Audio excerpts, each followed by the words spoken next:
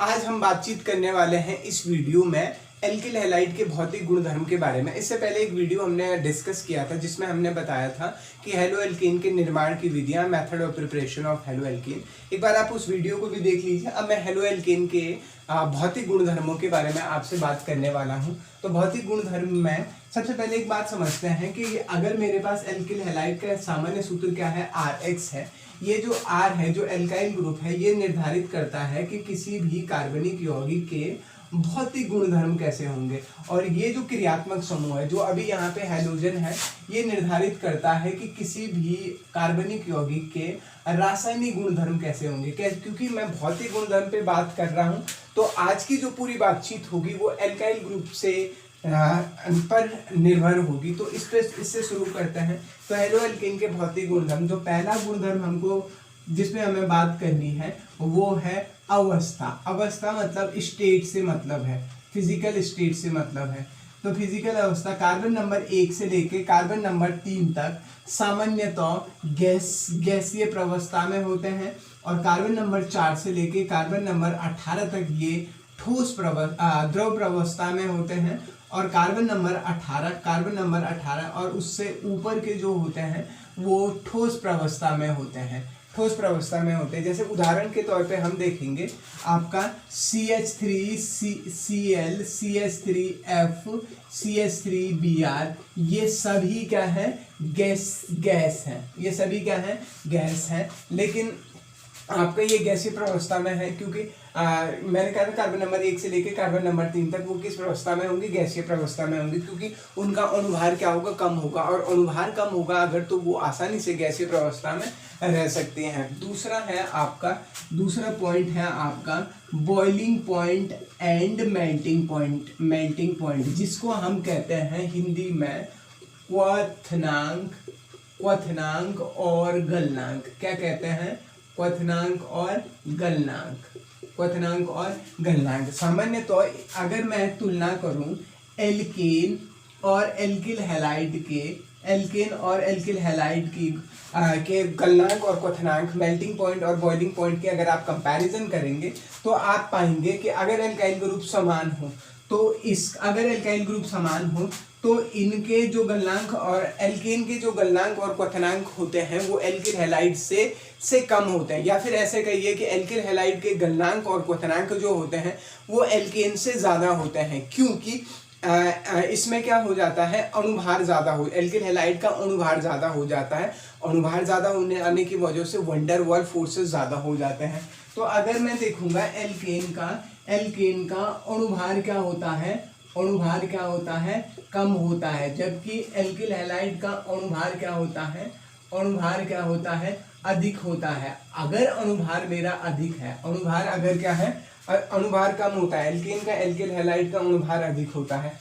अणुभार अधिक होने की वजह से क्या हो जाता है, इनमें जो वंडर वाल फोर्सेस होते हैं वो, जैसे अगर मैं आपको कहूँ कि आपको बोला जाए अगर कि CH3H, जैसे मैथेन और मिथाइल क्लोराइड में अगर आपसे पूछा जाए कि किसका अणुभार अधिक है, सीधी सी बात है कि ये क्या है, अणुभार CH3Cl का अणुभार क्या है, अधिक है, क्योंकि इसका अणुभार अधिक है। किसी भी चीज जिसका अणुभार ज्यादा होगा उसका क्वथनांक और गलनांक अपने आप अधिक हो जाएगा। तो पहली बात। दूसरी बात इसी में ये समझनी होगी कि आपका एल्काइल समूह वृद्धि पे, अगर अल्काइल समूह की वृद्धि हो जाए तो उसके जो बॉइलिंग पॉइंट और मेल्टिंग पॉइंट है वो क्या हो जाते हैं, बढ़ जाते हैं। आपको कहा मैंने एक एल्काइल समूह की वृद्धि पे गलनांक और क्वथनांक बढ़ जाते हैं। जैसे अगर आपको देखा जाए CH3Cl C2H5Cl C3H7Cl, अगर आपको पूछा जाए कि इनमें से गलनांक सबसे ज्यादा किसका है या क्वथनांक सबसे ज्यादा किसका है, जिसका अणुभार, जिसमें एल्काइल समूह बड़ा होगा उसका अणुभार क्या होगा, बड़ा होगा। इसमें मिथाइल है, इसमें इथाइल है, इसमें प्रोपाइल है। प्रोपाइल तो बड़ा है ही, इसीलिए उसका अणुभार क्या हो जाए, उसका मेल्टिंग और बॉइलिंग पॉइंट क्या हो जाएगा, बराबर हो जाएगा। लेकिन एक दूसरी बात भी आती है, अगर आपका एल्काइल ग्रुप समान हो जाए और हैलोजन बदल जाए, अगर क्या हो जाए, एल्काइल समूह क्या हो, समान हो। एक तो स्थिति ये थी कि भाई एल्काइल ग्रुप अगर अगर आपके क्या हों अलग अलग हों, एल्काइल ग्रुप अगर आपके अलग अलग हो तो जो सबसे बड़ा एल्काइल ग्रुप होगा उस वाले यौगिक का गलनांक और क्वथनांक ज्यादा होगा। लेकिन अगर एल्काइल ग्रुप समान हो तब तब क्या हो जाएगा आपका, तब क्या हो जाएगा, जैसे आपके पास CH3Cl है, CH3Br है और CH3I है, तो इनमें से CH3I का गलनांक और क्वथनांक सबसे ज्यादा हो जाएगा, क्योंकि इसका अणुभार अगर देखेंगे, आयोडीन का अणुभार देखेंगे तो वो ज्यादा होगा किसकी तुलना में, ब्रोमीन की तुलना में, और ब्रोमीन का अणुभार ज्यादा होगा क्लोरीन की तुलना में। और अणुभार जो है मॉलिक्यूलर वेट जो है वो डायरेक्टली प्रोपोर्शनल होगा मेल्टिंग और बॉइलिंग पॉइंट में इसके केसेस में। अब तीसरी बात है, अगर आपके पास आइसोमर दिए गए हैं, समावयी हैं आपके पास, जैसे मैं एक समावयी बनाता हूँ, जैसे आपके पास समावयी बनाते हैं, जैसे हो गया है CH3CH2CH2CH2Cl, नॉर्मल हो गया ये, दूसरा हो गया CH3CH3 और CH2Cl, दो ये हो गया, और तीसरा हो गया CH3 का होल थ्राइस C और Cl। ठीक है, ये क्या हो गया है, ये तीन समावयी है, इसको हम नॉर्मल कहते हैं, इसे आइसो कहते हैं, इसे नियो कहते हैं। ये मैं पहले आपको समझा चुका था, नॉर्मल नियो आइसो के बारे में बात हो चुकी है। तो नॉर्मल का अब इसको जरा ध्यान से देखते हैं, ज्यादा किसके गलनांक और क्वथनांक ज्यादा होंगे।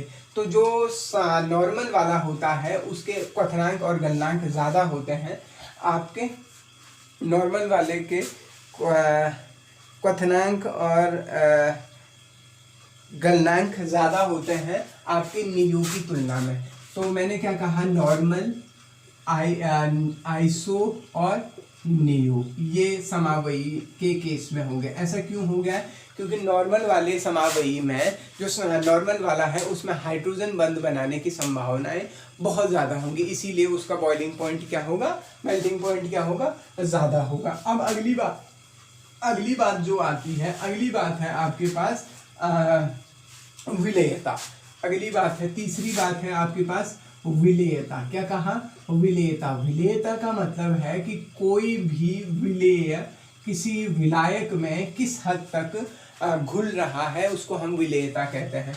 तो सबसे पहली बात तो ये है कि ये जल में क्या होते हैं, अल्प विलेय होते हैं। जल में क्या होते हैं, अल्प विलेय होते हैं। अल्प विलेय इसलिए होते हैं क्योंकि ये जल के हाइड्रोजन बंधों को नहीं तोड़ पाते हैं या हाइड्रोजन बंधों का निर्माण नहीं कर पाते हैं, अल्प विलेय है। क्यों, क्योंकि ये